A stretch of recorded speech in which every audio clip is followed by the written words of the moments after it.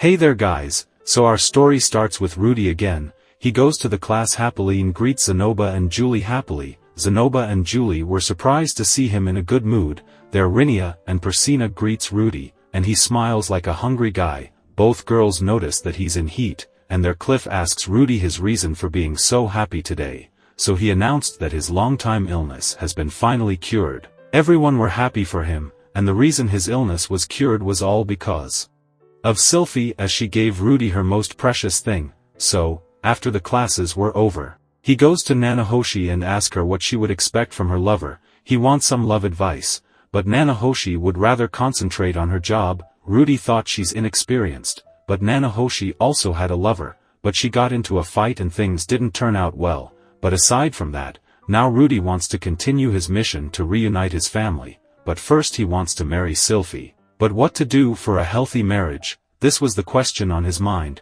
so he asked this to Cliff, and according to him a man should buy a house as the first step for his marriage. So Rudy goes to a real estate agency, as he wanted to buy a big house because Sylphie has a good relationship with Princess Ariel, so maintaining his status is important. So Rudy searched wholeheartedly and got a perfect big mansion in the list. But the only problem with it was that someone died in this mansion, and after that a weird noise could be heard every night. The church never performed exorcisms here. So Rudy wants to get rid of this ghost. For that he asked Zenoba and Cliff to help him out, but he wants them to only use basic spells of divine magic if they come across something. So they searched many rooms and went to the basement. Nothing was there on the ground floor, so they searched the upper floor, but no luck so far yet, so they decided to spend the night here. And Rudy was looking forward to marry Sylphie after this. Then at night, a secret door in the basement was opened while Cliff was on the lookout duty. There Cliff heard the noise of something,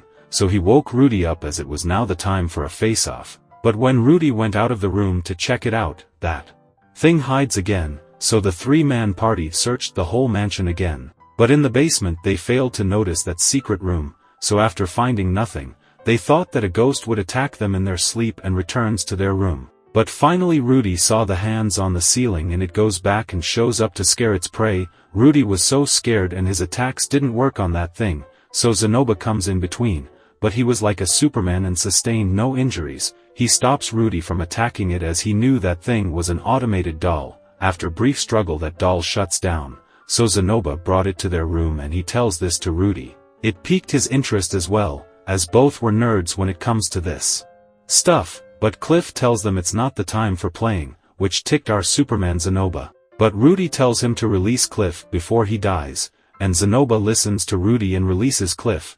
Then they gets to the basement as they found the secret lab. In there Rudy found a journal of the maker of this doll, and apparently the doll was a guard, which means it killed the person who it seemed as intruders before, so there was no ghost in here and the mission was completed. With it, Rudy thought of making an open lab for research for this doll. And Zenoba asks Rudy to entrust the research to him, as he supported Rudy only financially, so he wants to be of more help. Rudy understands his feelings and agreed to give him this research, so after that, he renovated the house a bit and took Sylphie to show her their new home. Rudy painted the roof in green because it reminded him of Sylphie's hair. It was a cool romantic move, and then Rudy showed her the whole house, and then they went to the bedroom. There he asked Sylphie about her job as princess's guardian. Well, for 2 years at least they won't leave the nation, but Sylphie feels bad that she can't spend much time with Rudy even though he bought this mansion for them. Rudy doesn't mind because he supports her just as she did to him.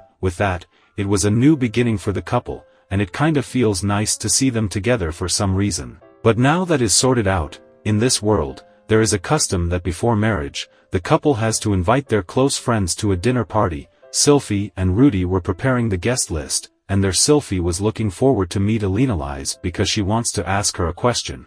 But then the next day, Rudy and Sylphie goes to market for shopping for the party. But before that, Sylphie wants to buy some clothes for Rudy. They goes to a cloth store, and Sylphie picked a nice robe for him. Well, this was made in the Demon Continent, so he knew it won't come cheap. There the owner asks Rudy his name, and after learning it, the owner gives him a discount because Luke is a regular customer here. Rudy and Luke are cousins, so after that, both went around the market and bought all the things necessary for the party. Then they got to the bath to relax, but Rudy was worried about money, so Sylphie tells him not to because she has savings from her salary. Also, she decided to cook for the party as she learned cooking from Rudy's mom and Lilia. She was a perfect bride and Rudy thought he doesn't deserve her, but for Sylphie, Rudy is her ideal husband type. That was enough to make him lose control, so he took Sylphie to their room to sleep with her. Then few days went by and the party day came. Everyone he invited came to the party, but only King Bagdi was late. The food was getting cold, so they started the party, and just as Rudy starts his speech, Badigadi makes his entry. Apparently, in his dictionary, coming late is a royal custom, so with him now. The party begins and everyone around were enjoying themselves to the fullest, and just like that, time passes out and Ariel asks Sylphie what she thinks of her relationship. Things were going much more beautifully than she ever dreamed of, so Ariel was happy for her. Then everyone starts coming one by one to offer their congratulations to the couple, but when Elenalize and Cliff came in, Elenalize broke into tears for some reason, so Sylphie asks Elenalize if she's her grandmother, which shocked the entire room. Elenalize denied it, but Sylphie's father told her once that he was kicked out of Great Forest because of his mother.